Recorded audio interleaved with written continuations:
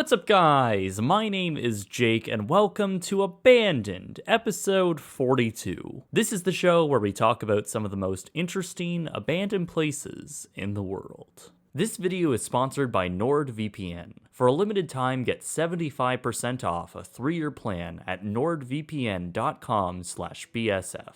Around a year ago, I had produced a short exploration/documentary on the Colony Beach and Tennis Resort in Sarasota, Florida. I had lightly touched on the basic history of the fascinating abandoned beach resort, and now, since the resort is finally gone, I figured I should explore even further into the history of the iconic and enormous hotel and timeshare resort. So let's take a look at the Colony Beach and Tennis Resort. Separating the Sarasota Bay to the Gulf of Mexico sits the wealthy island of Longboat Key, a strip of beach and property which you would be hard-pressed to find at detached house for under $1 million. It's also home to, like most of Florida's beaches, hotels and condominium complexes. Most of the island has been heavily developed by these properties. However, back in the early 1950s, it was a different story. A man named Herb Field had purchased around 15 acres of forested land on the mostly vacant island. His plan was to build a multi-building beach resort to cater to the growing Florida tourism market. Herb Field had successfully opened a pretty large beachfront resort on Longboat Key called the Colony. By 1969, a Sarasota businessman named Murray Clobber, known as Murph, had purchased the property with the intent to grow the beach resort into something even larger. By the early 1970s, Murray Clobber had begun demolishing the former structures on the land and building new, 2-story wooden buildings containing several suites. The resort expanded even further in the 80s with a 6-story tower providing the best views and the most luxurious suites. The resort now racked up a total of 21 tennis courts as well, and became the first all-suites resort in America. The Colony Beach and Tennis Resort had clearly shifted focus a bit under Clobber's ownership. Along with industry legends, the resort had been altered to cater to tennis enthusiasts of both professional and amateur. Clobber had theorized that tennis would always be a popular sport among families and travelers to Florida. The incorporation of tennis courts within the heart of the resort would provide entertainment and activity. The Colony also portrayed itself as a very active experience, centering a lot of their activities around sport and health, encouraging everyone to get out and have fun. Murph, along with Tennis Hall of Fame journalist Bud Collins, had also developed activities to encourage players of no experience to come out and hack around the courts. This made the Colony the #1 tennis resort in America for 8 consecutive years, according to Tennis Magazine. Clobber had also crafted a very unique idea for how the rooms would be rented for vacation stay. Since suites of all sizes were built, ranging from a single-story standard 1-bedroom villa all the way up to lofts with multiple bedroom suites, Clobber had wanted to operate the resort in a way which is now known as the standard timeshare model. He had crafted a sort of hybrid concept of condo and hotel, with the opportunity to own one of the 237 units at the Colony. In the early 1970s, potential buyers would have to put up $50,000 to $80,000 to purchase a suite. This was a time before resident condo laws came into effect, which, under Clobber, put the Colony into a unique position of being part condominium, part short-term hotel. This was a very early iteration of the timeshare model, as unit owners were seen as investors and given 30 days out of the year to use their pre-established units. The rest of the time, they were sold and operated how a traditional hotel would.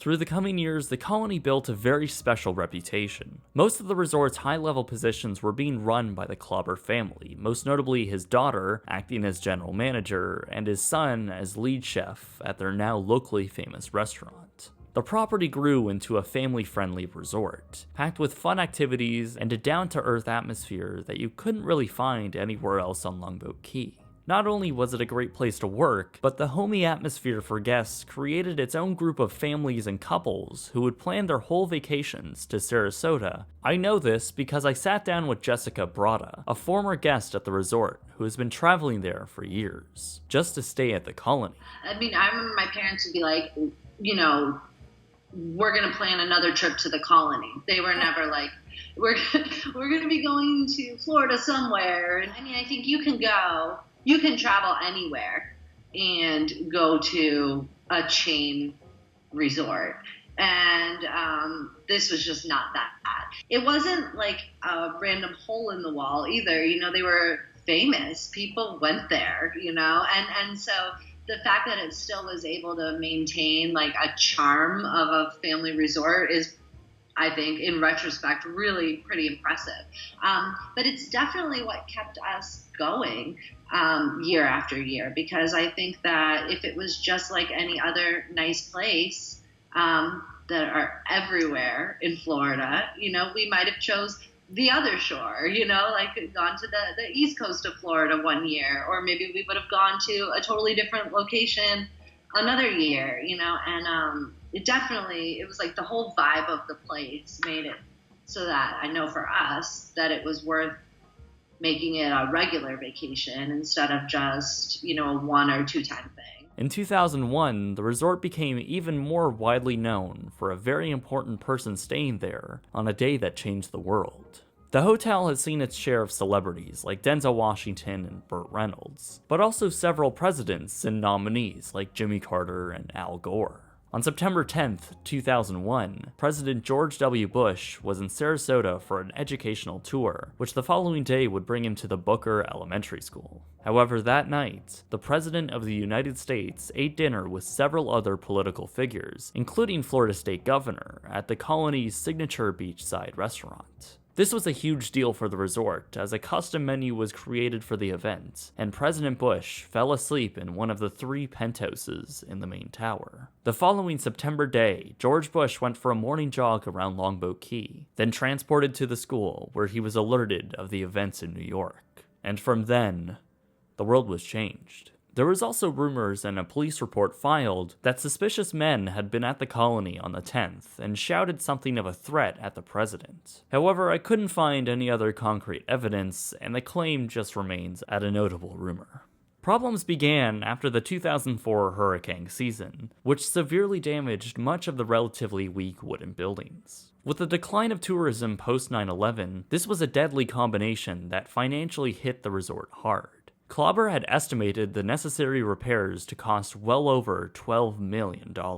By 2006, with the housing crisis just starting, Clobber had requested a mandatory payment of $15,000 per condo owner within the colony to pay out in unit and building repairs. Andy Adams was an owner of several units on the 4th floor of the mid-rise tower in the colony. He had requested to turn the 3 separate units he owned inside the tower into one large office living space, and stay longer than the allowed 30 days a year. However, this request was soon denied by Murray Clobber. Upset by this, Adams had joined the Condo Association Board of Owners from the colony, and took leadership along with other angry owners. They had band together to decline the $15,000 payment for the repairs, and basically told the Clobber family to do it themselves. Clobber fired back at the association, now demanding $50,000 per unit owner to put an end to the ever-increasing decay. This, of course, was shot down immediately by the Owners Association, and it wasn't long after that the litigation began. This came at the worst time as well, since the United States was going through the recession, which meant tourism was slumping and rooms were just not being filled. While this was all happening, the resort continued to fall under harsh decay, with little upkeep due to all these factors. The iconic, normally packed restaurant within the resort had closed just to offer Sunday brunch, which was obviously a significant sign that the colony was in a detrimental downslope. By late 2009, a judge had sided with the Condo Association with the matter of ejecting Murray Clobber from manager of the property, and due to the astronomical legal fees, it forced Clobber into bankruptcy. Of course, he appealed the judgment and actually won, but Clobber still had a hefty bank loan, which he had acquired by putting part of the colony property he owned up as collateral. This was eventually paid off, but not in enough time to where the association had brought the entire property to a point where it was not financially sustainable to keep it operating. The colony was well in need of over $14 million worth of repairs. So in August of 2010, the Colony Beach and Tennis Resort had closed permanently. Though to the Clobber family, this was just temporary, as they were hopeful and almost certain that it would reopen soon. The town of Longboat Key took control of the property for the time being, as the Condo Association continued to fight to reopen the property under new investors, which of course the Clobber family fought. While all of this was happening, the property continued to sit, unused and now abandoned. Klauber's personal penthouse had been broken into by vandals and had thousands of dollars of art destroyed. While the units owned by Klauber had been cleared out, the units still under control of the association were left with personal items inside. Unit owners were not allowed to enter by this point due to the city declaring them as unsafe structures. So the colony went through a live auction where fixtures and equipment were sold off, including most of the personal items within Murray Klauber's penthouse units, though a significant amount of items were left on the property.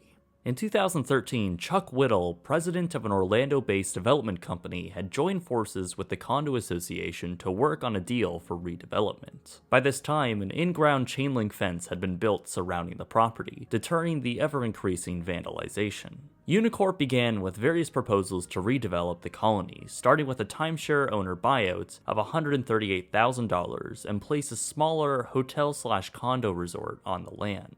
These proposals had all been rejected, which just left passing time and a decaying resort. The litigation continued into 2016, with Andy Adams leading. The association and Chuck Whittle made a deal that with whatever they build, it should be similar to the condo/hotel model that is seen in downtown Sarasota with the Ritz-Carlton. Of course, this new development had to be ultra premium. That led to the proposal that was actually finally somewhat liked and approved. Unicorp filed plans for a 166-room St. Regis Hotel by Marriott. This 5-star resort would also feature 102 residential condo units. This plan was submitted in 2017 when Unicorp and the Colony Condo Association reached a deal to pay outstanding unit owners $130,000 to $200,000 each for their condo deed. As late 2018 came through, the colony saw its last days. The town of Longboat Key ordered an emergency demolition order on the property, citing its immediate risk to public health. And by the end of 2018, a fire broke out in the penthouse of the tower, and soon after, the entire property had been demolished, finally putting an end to the iconic resort. Buildings were demolished incredibly, with beds still made and suites in unbelievable condition. And now, the burden of the enormous property is resolved, and perhaps construction on the new St. Regis Hotel will start with a conservative opening date of 2022. And while it's sad to see the resort go, even for me, after the state it had been in, this is honestly what needed to happen. Even Katie Klauber has been outspoken on her support of the new development, as the St. Regis Hotel now promises to have a recreation of the iconic Monkey Room bar from the original dining room. Even though I never had the opportunity of being a guest at the colony, being there myself in its abandoned state, touring through the former suites and walking through the lush pathways around the resort, I felt the sense of a lost community, and saw why it had been so special to so many people, and for that reason, I've been following updates on it very closely.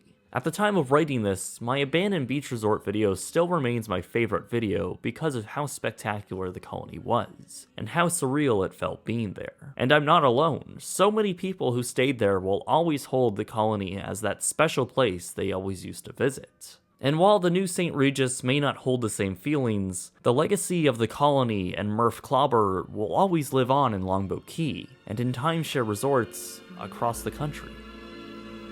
Since I travel a lot, sometimes even in sketchy motels, while using Wi-Fi from unknown sources, I have the peace of mind knowing that I'm protected by NordVPN. Using their 6 connections, I know all of my devices are secured by military-grade protection from their extremely fast servers. You can get 75% off a 3-year plan at nordvpn.com/BSF. This special offer makes your subscription just $2.99 per month. That's nordvpn.com/BSF. They're a great service I use every day personally, and by supporting them, you're supporting the show. Anyway guys, my name is Jake. Follow us on Twitter, Instagram, and Snapchat. And thank you very much for watching.